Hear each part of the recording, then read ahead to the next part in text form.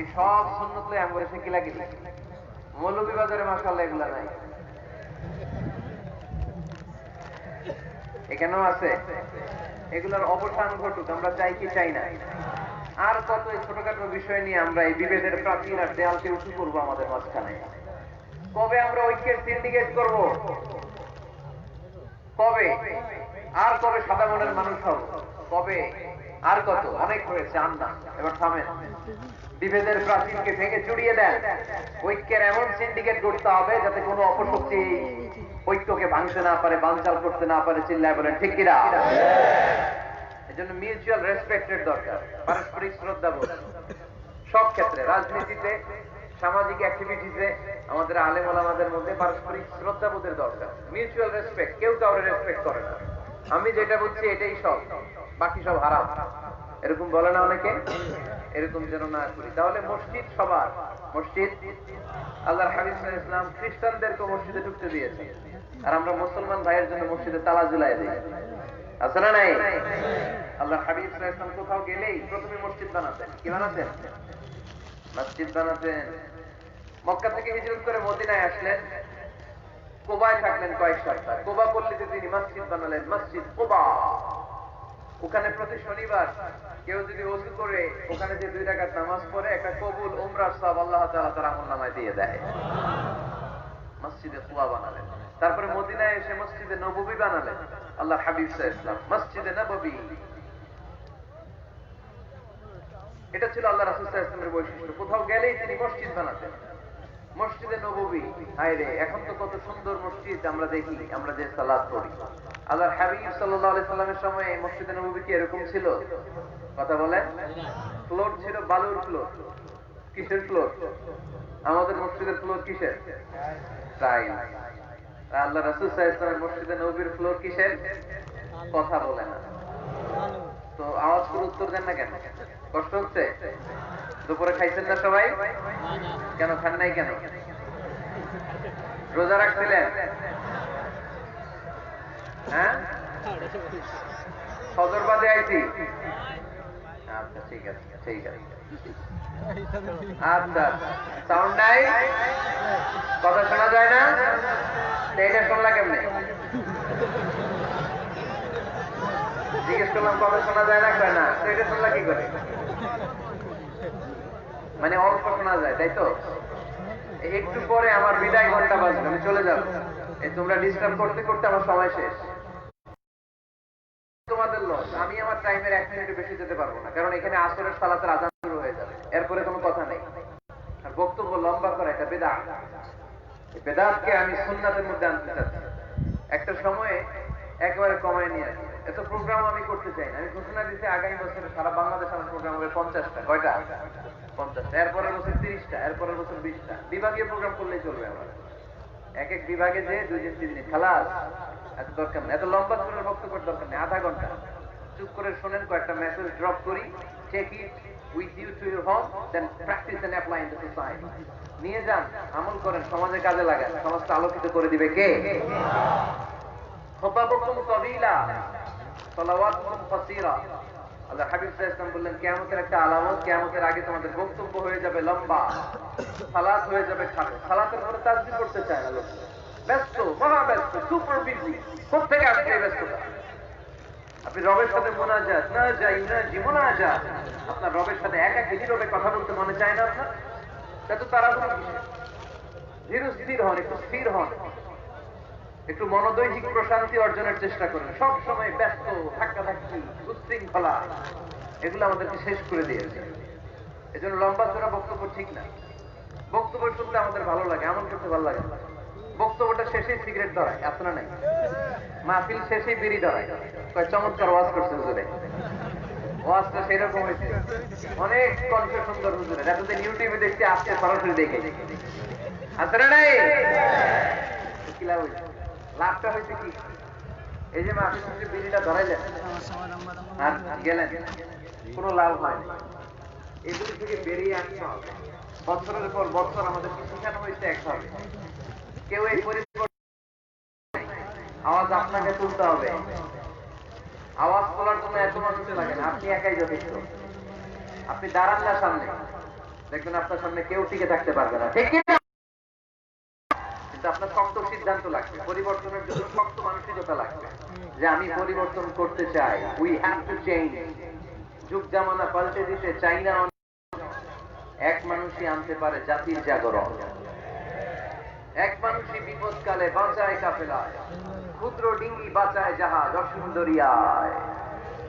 যেন আপনার শক্ত সিদ্ধান্ত পারে আপনার মৌলভীবাজারটাকে দেশের শ্রেষ্ঠ জেলা, শ্রেষ্ঠ থানা হিসেবে আল্লাহর কাছে কবুল করতে, ঠিক কিনা?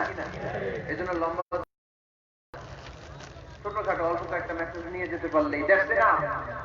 One of the minor signs before the day of judgment, your Islamic lectures will be very longer and your salah 5 times a day will be shorter. কিয়ামতের আগে বক্তব্য লম্বা, নামাজ খাটো, তাসবিহ পড়ে না, ব্যস্ত, মহাব্যস্ত। এই মহাব্যস্ততা ছাড়েন।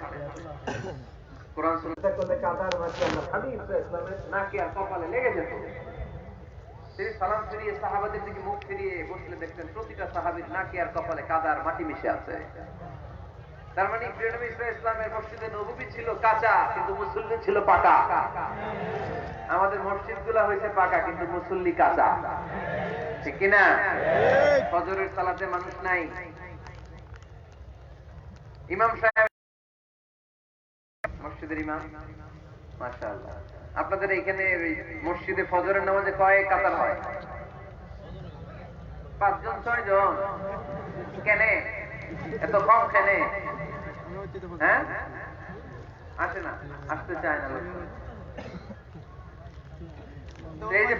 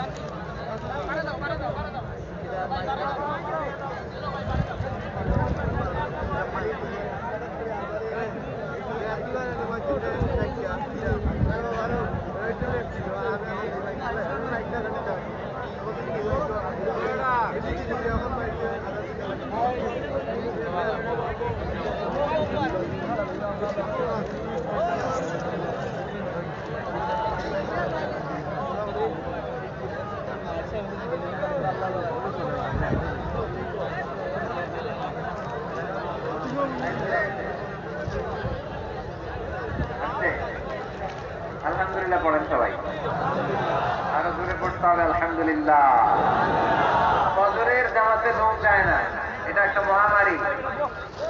যেদিন ফজরের জামাতের দৃশ্য আর জুমার নামাজের দৃশ্য একরকম হয়ে যাবে, ওই দিনই বাংলাদেশে ইসলাম কায়েম হয়ে যাবে। এখন স্লোগান তুলে বিপ্লব বিপ্লব, ইসলামী বিপ্লব। আর ফজরের সময় আমি কম্বলের ভিতরে, আছে না নাই? কোনো বিপ্লব হবে না। ফজরের নামাজ জামাতে পড়ুন, সকালটারে বরকতময় করে দিবে কে? আল্লাহর হাবিব সাহেব মসজিদ ছিল সবার জন্য উন্মুক্ত, এখানে সবাই আসতে পারত। এই জন্য মসজিদ হবে সবার। আমরা মসজিদের আবাদকারী হতে চাই। إنما يعمر مساجد الله من آمن بالله واليوم الآخر وأقام الصلاة وآتى الزكاة ولم يخش إلا الله فعسى أولئك أن يكونوا من المهتدين. سبحان الله পড়ে।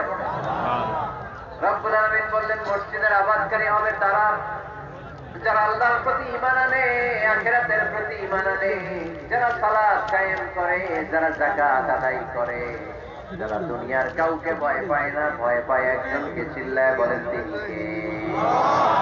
যাদের হৃদয়ে আছে আল্লাহর ভয়, পথ ভুলে যায় না।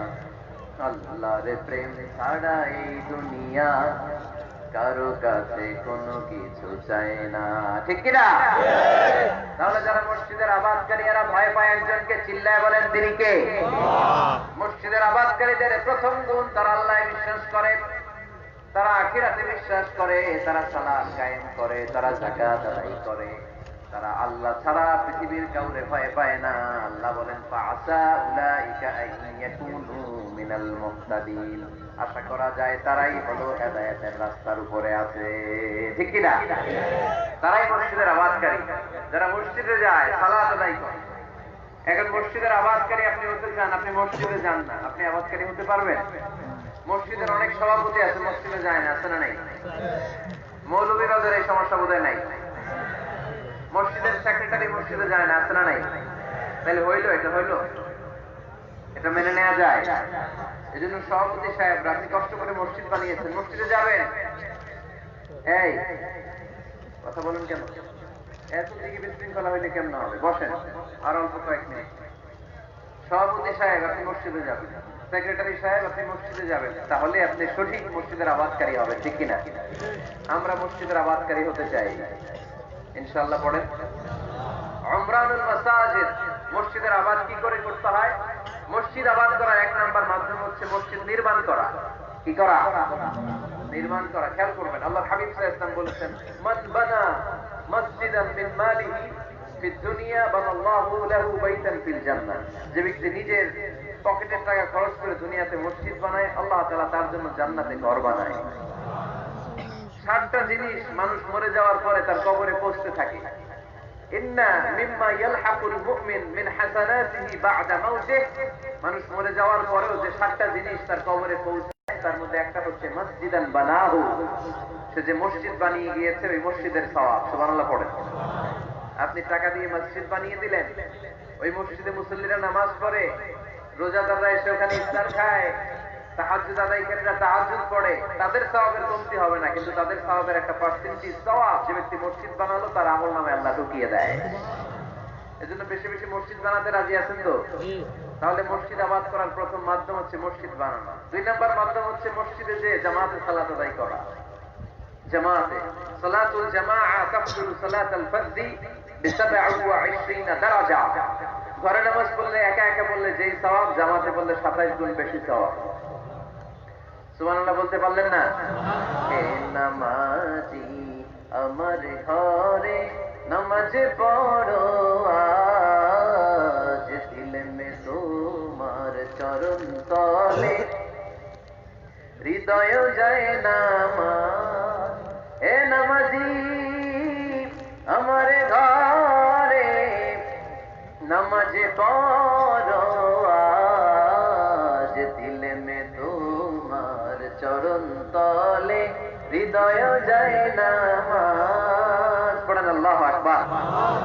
কি সুন্দর লিখেছেন কাজী নজরুল ইসলাম। মসজিদ কেমন যেন মসজিদ তার নিজের ভাষায় আল্লাহর কাছে কেঁদে কেঁদে ফরিয়াদ জানায়, আল্লাহ নামাজিরা আমার ঘরে আসে না, কি সুন্দর টাইম, কি সুন্দর মুসল্লা, কি সুন্দর এয়ার কন্ডিশন, সব আছে কিন্তু মুসল্লি নাই। ঠিক কিনা?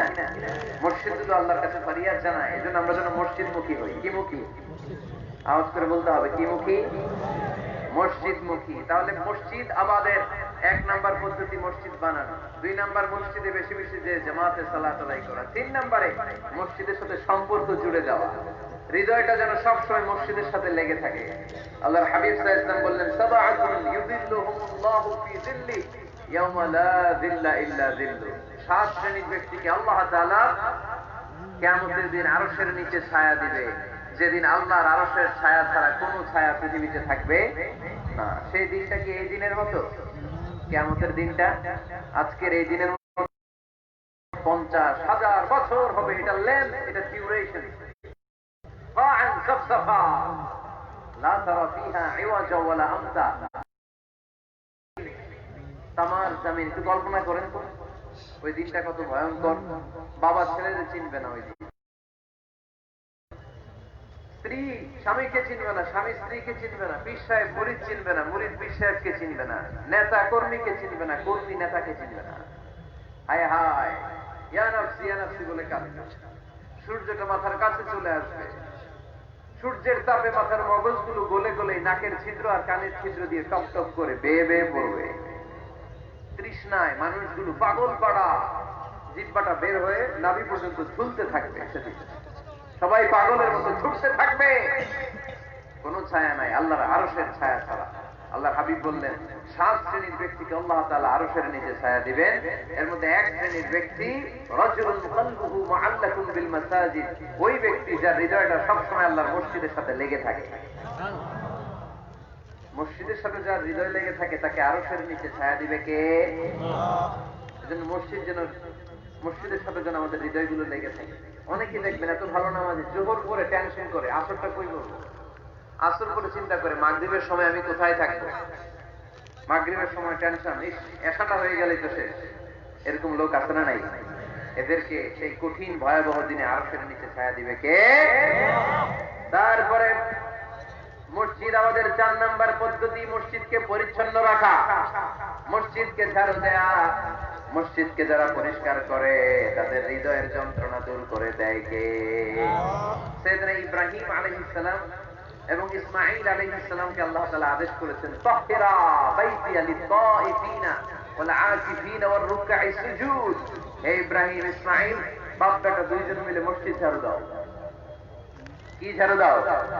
মসজিদেরি ঝাড়ু বড়দার, ও কমারে হাত শোনো আমারে মুনাজাত। পড়েন, শোনো শোনো ইয়া ইলাহি আমারে মুনাজাত, শোনো আমারে মুনাজাত। পড়েন আমিন। মসজিদ ঝাড়ু দাও, মসজিদ আমাদের অন্তর্ভুক্ত। আপনারা কেউ কোনদিন মসজিদ ঝাড়ু দিচ্ছেন নাকি? কে কে দিয়েছেন দেখি? সবাই সবাই মসজিদের খাদেম? মাশাআল্লাহ। আমিও দিচ্ছি মসজিদ ঝাড়ু, অনেক দিচ্ছি। মাশাআল্লাহ, আল্লাহ তুমি কবুল করো। যাদের হৃদয়ে বড় জ্বালা, ফ্যামিলিতে সুখ নাই, শান্তি নাই, তারা হৃদয়ে প্রশান্তি আনতে চাইলে এতিমখানায় যাবেন, এতিমের মাথায় হাত বুলিয়ে দিবেন, এতিমের মুখে খাবার তুলে দিবেন। আপনার হৃদয়টাকে নরম করে দিবে কে? আল্লাহর ঘর মসজিদে যাবেন, নিজ হাতে মসজিদটা একটু পরিষ্কার করে দিবেন, আপনার জীবনটারে উজালা করে দিবে কে? তাহলে এগুলো করার মাধ্যমে আমরা মসজিদের আবাদ করতে চাই। আমরা মসজিদের আবাদকারী হতে চাই কি চাই না?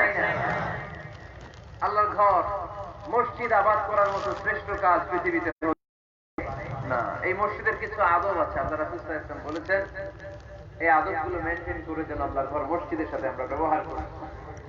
মসজিদের 1 নাম্বার আদব হচ্ছে মসজিদে ওযুর সাথে প্রবেশ করা। কিসের সাথে?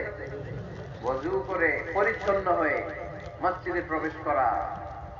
এজন্য অপবিত্র অবস্থায়, গোসল ফরজ, এরকম অবস্থায় মসজিদে ঢোকা যাবে? কথা বলেন, ঢোকা যায়? যেই নারীদের মাস চলতেছে, মেনস্ট্রুয়েশনাল পিরিয়ড চলতেছে, ওই নারীদের পক্ষে মসজিদে ঢোকা জায়েজ আছে? নাই। তাহলে এটা হলো 1 নাম্বার আদব। মসজিদে ঢোকার সময় কি করে ঢুকবো? ওযু করে। আওয়াজ করে বলেন, কি করে ঢুকবো? ওযু করে। 2 নাম্বার আদব হচ্ছে মসজিদে যাওয়ার সময় সবচেয়ে ভালো জামাটা পরে যাবে, সবচেয়ে ভালো পাঞ্জাবিটা পরে যাবে। জান তো আপনারা না? সবচেয়ে সিরাটা পরে যাবে। হ্যাঁ, অনেকের নামাজের জন্য একটা পুরান জামা আছে, সিরা পাড়া, এদিকে হাত উঠালে এদিকে দেখা যায়, আছে না নাই? সবচেয়ে সিরা পাড়াটা লাগে নামাজের জন্য, কপাল পোড়া। আর সুন্নাতে খাতনার অনুষ্ঠানে গেলে মাশাআল্লাহ লেহেঙ্গা গায়ে দিয়ে যায়, আছে না নাই? সবচেয়ে সুন্দর জামাটা রাখবেন। এজন্য রব্বুল আলামিন বলেন, ইয়া বানি আদম খুযু যিনাতাকুম ইনদা কুল্লি মাসজিদ। ও বনি আদম, তুমি যখন আল্লাহর ঘর মসজিদে ঢুকবা, ও বনি আদম, তুমি যখন নামাজের মুসল্লায় দাঁড়াবা, তোমার সবচাইতে দামি, সবচাইতে সুন্দর জামাটা গায়ে দিয়ে তুমি নামাজে দাঁড়াও। ঠিক কিনা? তাহলে এখন মসজিদে যাওয়ার সময় কি গায়ে দিয়ে যাবেন বলেন? হ্যাঁ, মাশাআল্লাহ। হ্যাঁ, সবচেয়ে ভালো কাপড়টা আয়রন করে পারফিউম মেখে তারপরে আমরা যাব। রাজি আছেন তো? 3 নাম্বার আদব হচ্ছে মসজিদে ঢোকার সময় বাম পা দিয়ে ঢুকতে হয়।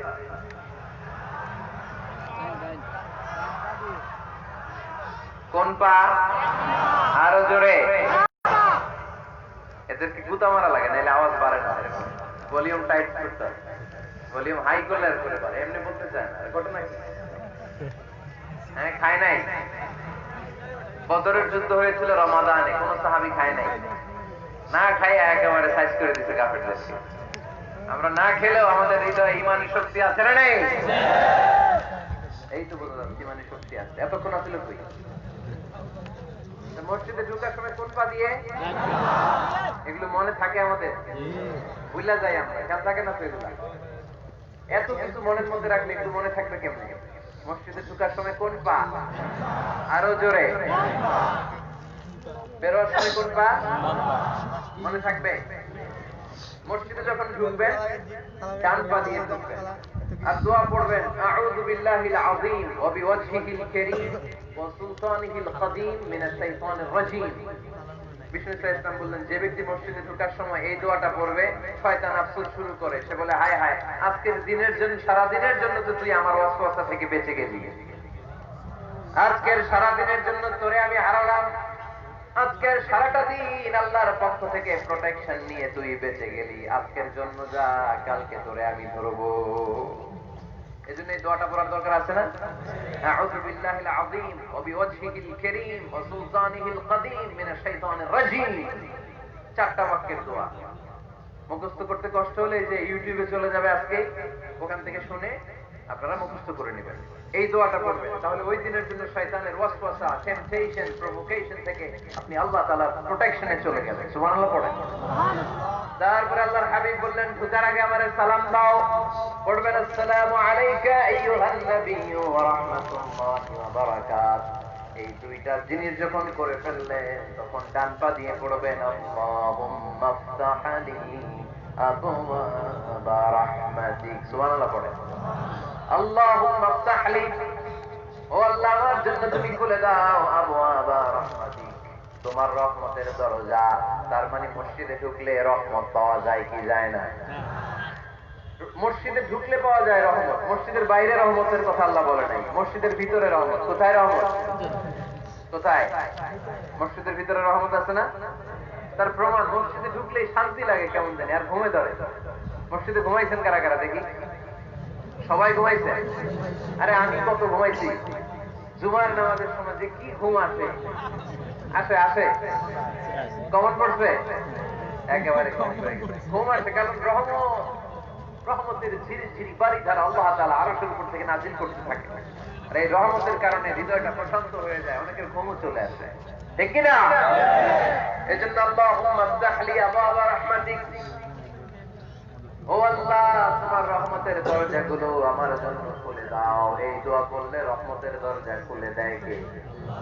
আবার মসজিদ থেকে যখন বের হবেন তখন কোন পা দিয়ে? জোরে বলেন।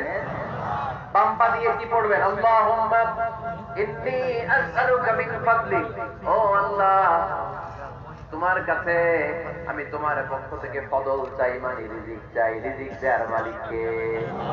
তার মানে সোজা সাপটা কথা হচ্ছে, মসজিদের ভিতরে পাওয়া যায় রহমত, আর বাইরে পাওয়া যায় ফদল বা রিজিক। বাইরে পাওয়া যায় কি? রিজিক। মসজিদের ভিতরে রিজিক আছে, তার মানে সারাদিন মসজিদে বসে থাকলে রিজিক মিলবে।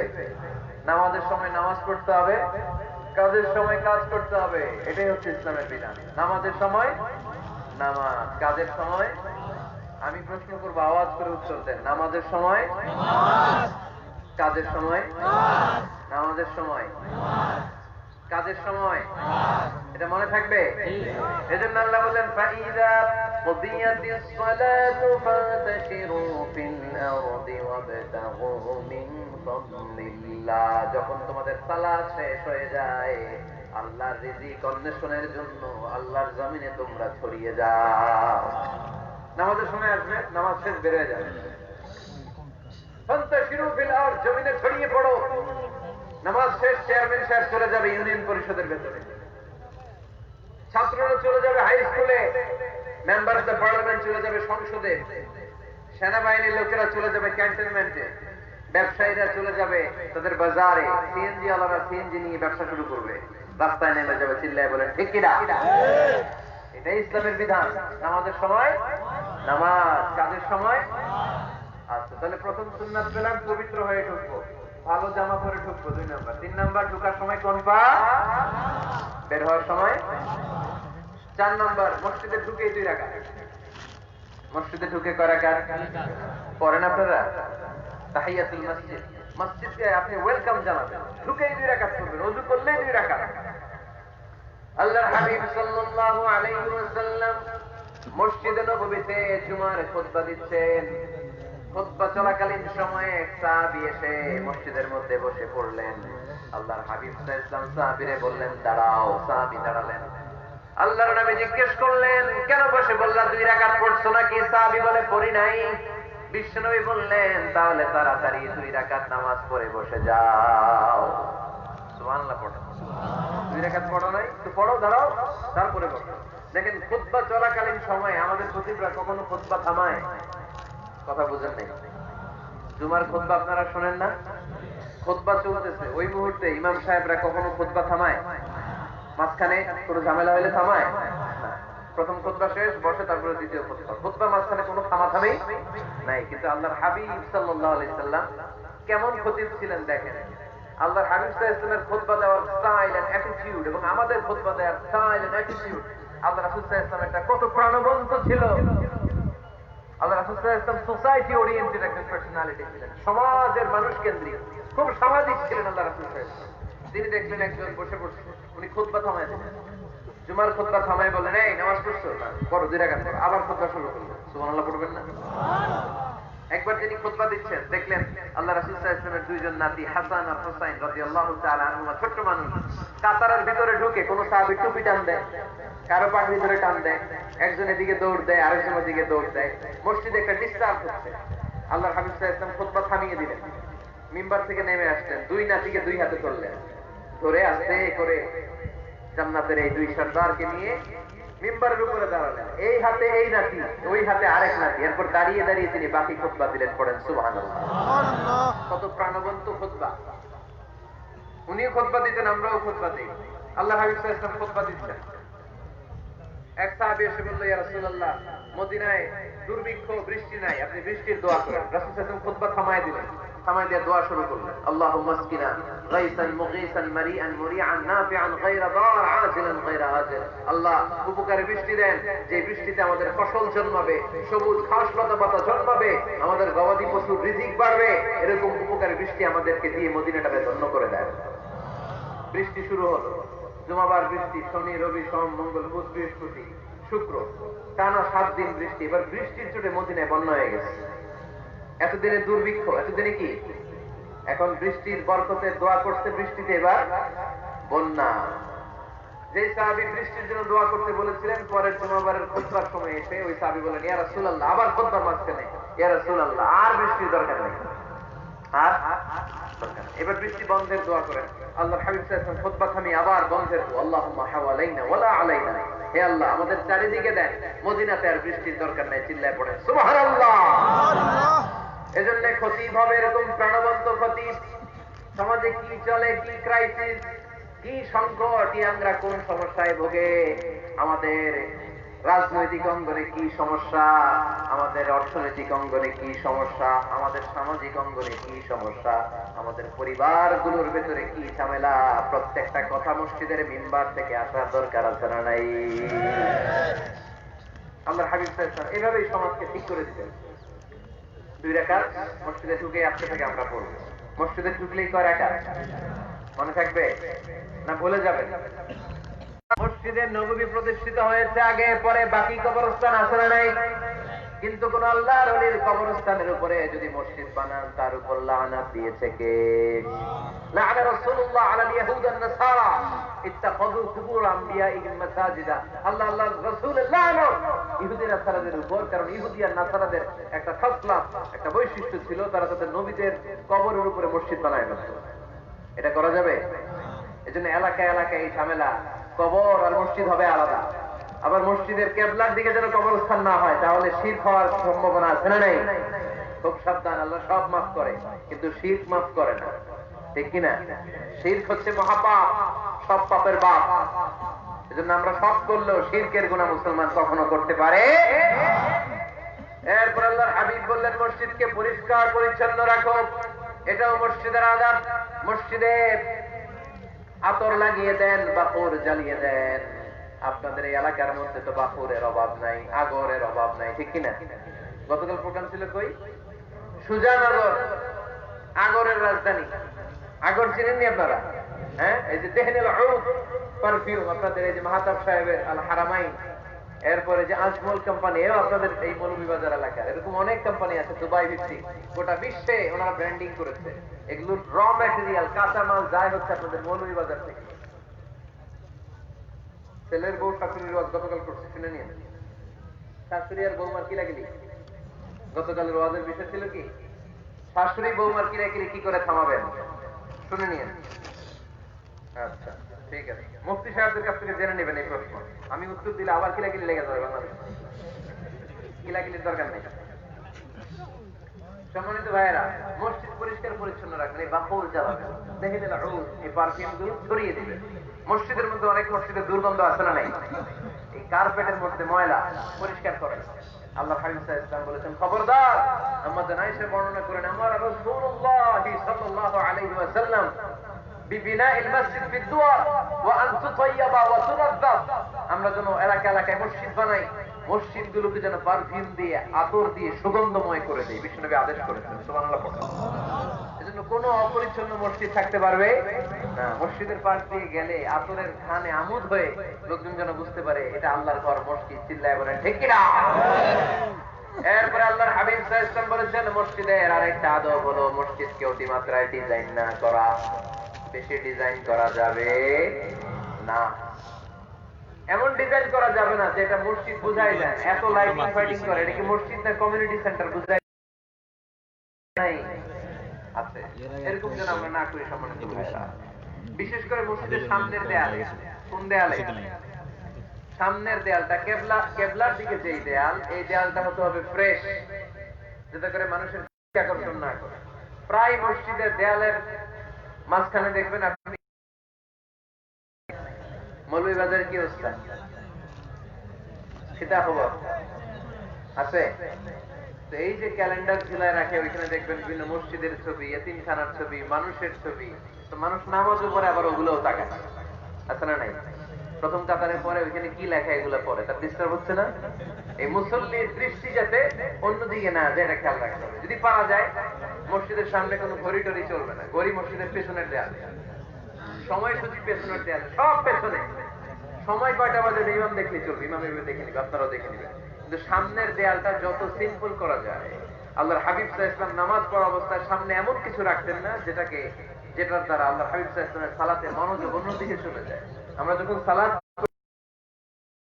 অন্যদিকে তাকাই, ফেরেশতার মাধ্যমে আল্লাহ একটা ডাক দেয়, বলে আকবিল, এই বান্দা ফিরে আয়, তোর নজর থাকা দরকার সিজদার জায়গায়, ফিরে আয়। আপনি আবার যখন অন্যদিকে তাকান, আল্লাহ বলে ফিরে আয়, সিজদার দিকে তাকা। আপনি আবার যখন ঘড়ির দিকে তাকান, আল্লাহ বলে আকবিল, ফিরে আয়, সিজদার দিকে তাকা। আপনি যখন আবার অন্যদিকে তাকান, তখন আল্লাহ বলে লা হাজাতা লি ইলা সালাতি, তোর এই নামাজের দরকার আমার নাই। নাউজুবিল্লাহ পড়বেন না? তোর এই নামাজের দরকার আমার নাই। ওযু করে কষ্ট করে যাকে খুশি করার জন্য আপনি সালাতে দাঁড়ালেন, উনি যদি বলে এই নামাজের দরকার নেই, তা কার জন্য নামাজ চলে রাখবেন? এই জন্য এলাকার গণ্যমান্য ব্যক্তিবর্গ আছে, আমাদের চেয়ারম্যান সাহেব আছে, আপনারা মসজিদ যখন নির্মাণ করবেন, সামনের দেয়ালটা যত সাদা মাথা হতে পারে ততই ভালো। এমনকি জায়নামাজের মধ্যে এখন কাবা ঘরের ছবি আছে না নাই? আছে না? কি মুসলমান নিজের কাবারে নিজে লাথি মারি নামাজের আগে, মনের অজান্তে নিজের কাবাকে নিজে লাথি মারছি, এরকম জায়নামাজ ব্যবহার করা নিষেধ। চিল্লায় বলেন ঠিক কিনা? সাদা জায়নামাজ বাজারজাত করেন, আপনাদের সিদ্ধান্তই ওনাদের ব্যবসা বয়কট হয়েছে। আপনারা যদি এখন থেকে মসজিদের মিনার, কাবা ঘরের প্রতিকৃতি বা ছবি